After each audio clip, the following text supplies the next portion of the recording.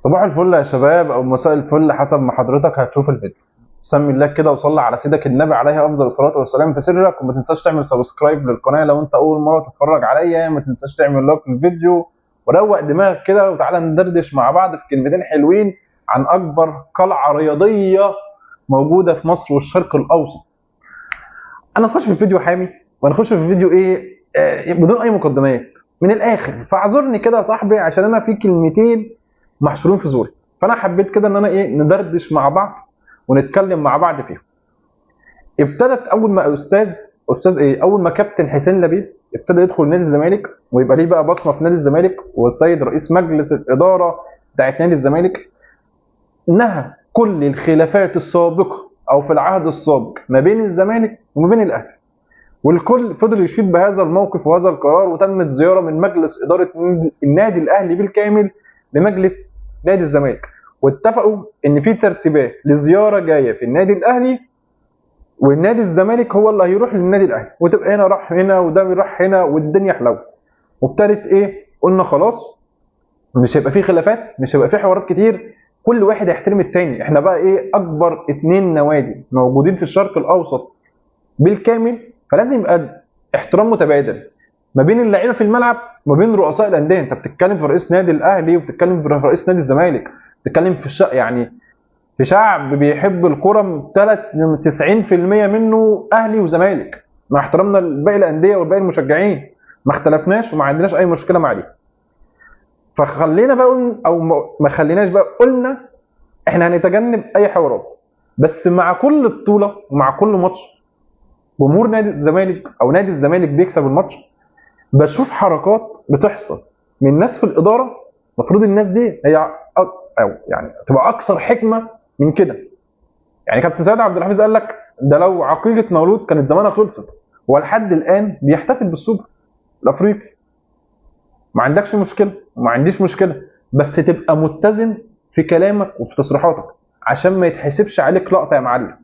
بمعنى لما حضرتك تطلع تمجد في نفسك حق شرعي ليك، محدش هيقدر يقول لك تلت التلاته كام، بس على قد لحافك مد رجليك.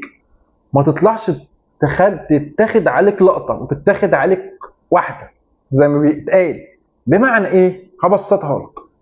بمعنى انت حضرتك ككابتن حسين لبيب كبير وقائدي نادي مشجعين ونادي الزمالك كلهم والواجهه ليهم في الوقت الحالي، بما انك رئيس نادي ما تطلعش تقول ان نادي الزمالك اكبر قلعه رياضيه في مصر. ليه؟ طب ايه دلالاتك على هذا المنطق؟ طب احنا خلصنا من واحد كنتوا بتهاجموه في السنين اللي فاتت، قال لك اصل نادي الزمالك هو نادي القرن الحقيقي.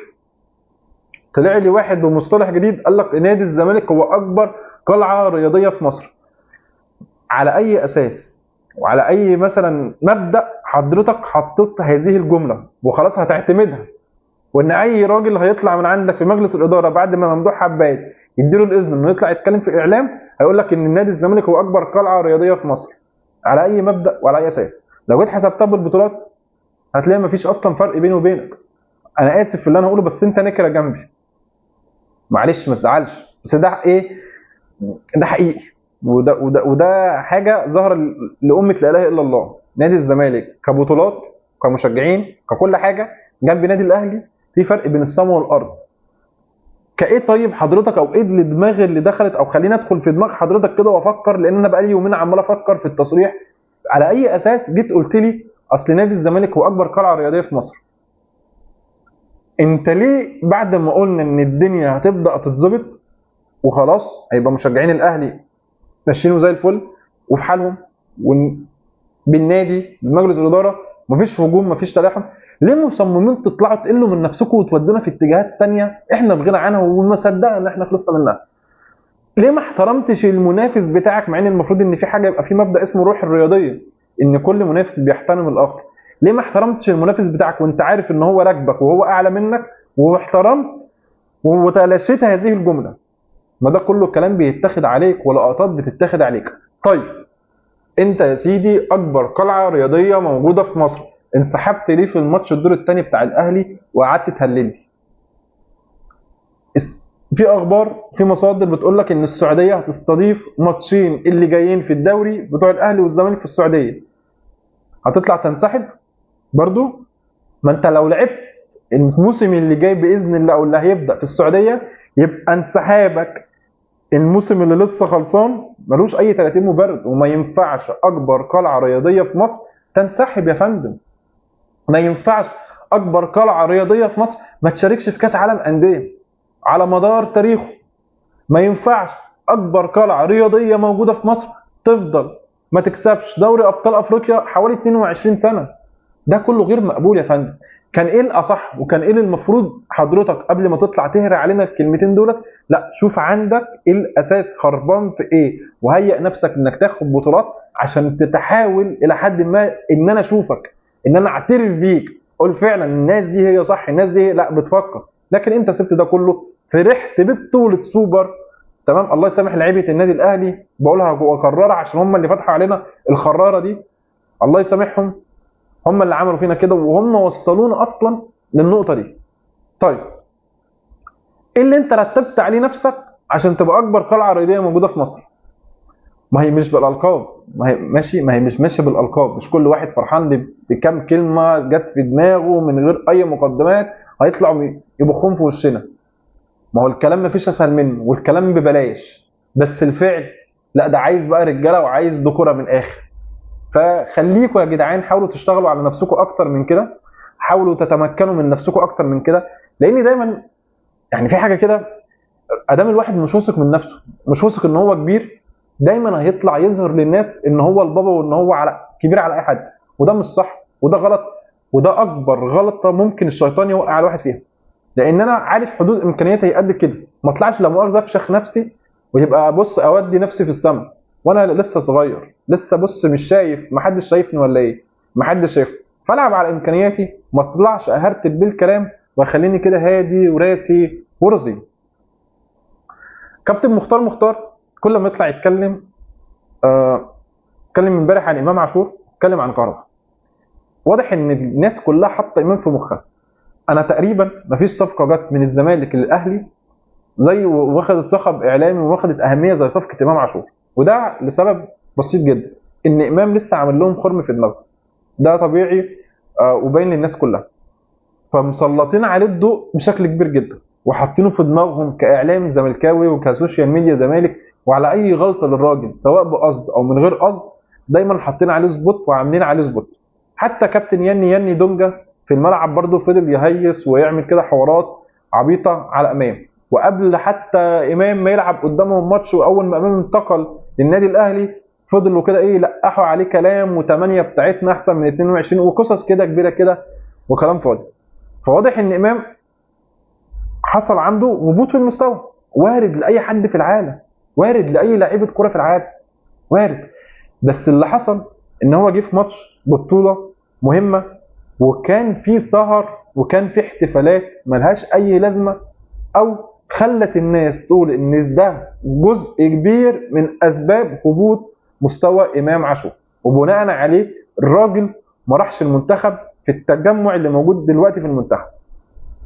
فواضح ان في سبوت كبير جدا جدا محطوط على امام، وامام محطوط تحت المنظار. وده بيمثل ضغوط كبيره جدا على اللاعب، بيخليه حاطط في دماغه كلام الناس ده لو ما حدش بيتعامل معاه نفسيا بشكل صح انت هتخسر امام.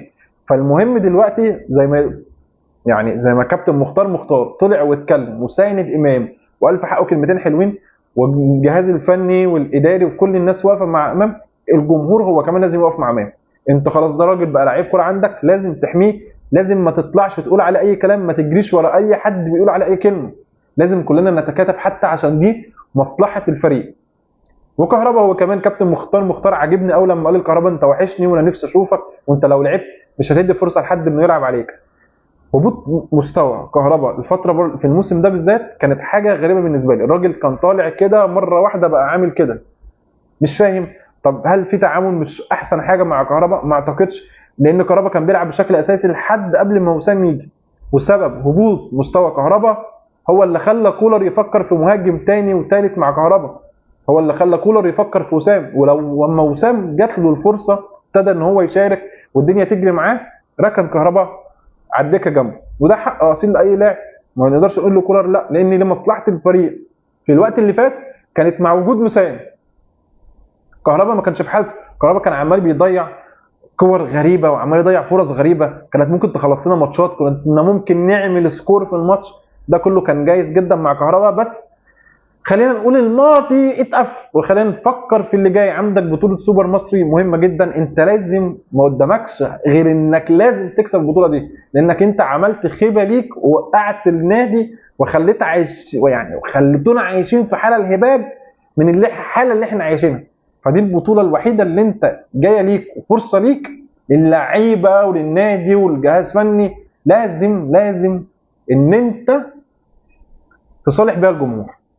عاجبني برضو كابتن مختار، واتمنى في القصه دي بالذات يتم التناسق كما بين اداره وما بين جهاز فني، ما يتمش فرض لعيبه بالغصب والاكراه على كوره. دعم مفيش مشكله خالص، بس يبقى في اتفاق ما بين الجهاز الاداري او لجنه التخطيط او المدير الرياضي والمدير الفني. الموضوع ده مهم جدا، احنا مش عايزين يحصل كده خناقه ونطلع يبقى المدير الفني مش راضي عن الصفقات وان انتوا اجبرتوه، والنادي بيقول كذا ولجنه التخطيط بتقول كذا والمدير الفني بيقول لا انا مش عايز كذا وحابب كذا. لا، حلو، انت هتدعم ما عندناش مشكله، ابدا دعم، هتجيب لعيبه محليه، جيب لعيبه محليه على الاقل تقوي لك الدكه، على الاقل واحد زي بيرسي تاو، واحد زي رضا سليم ما يناموش معاك في الخط، يبقى في حتى كده مشاحنات، وده كله في الاول وفي الاخر هيبقى في مصلحه النادي. مفيش مشكله ان انت ما تدعمش، بس اهم حاجه يحصل اتفاق ما بين الجهات الاداريه في النادي والمدير الفني، عشان ما نسمعش هري كتير من الصحافه وكولر مش راضي وكولر مش عاجبه والهري ده كله. احنا في غنى عن ده كله، واهم حاجه نركز ان انت عندك بطوله دوري، بطوله سوبر، فانت النادي ما قداموش حل غير انه لازم ياخد البطوله دي. بس كده، ودي كانت اخر حاجه معانا النهارده. اتمنى زي ما قلت لك ان لو الفيديو وصل لحضرتك فما تنساش تعمل سبسكرايب للقناه، ما تنساش تعمل لايك للفيديو. ان شاء الله هنتقابل في فيديوهات جايه تانيه بالف خير، مع الف سلامه.